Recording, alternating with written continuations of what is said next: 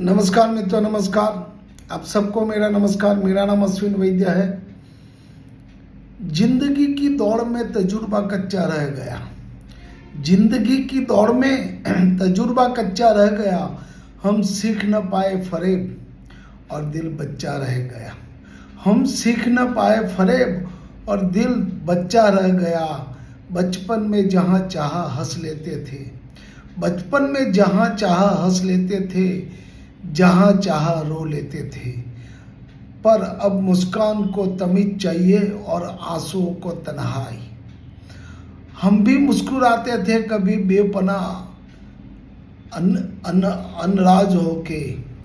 देखा है आज खुद को कुछ पुरानी तस्वीरों में। चलो मुस्कुराने की वजह ढूंढते हैं।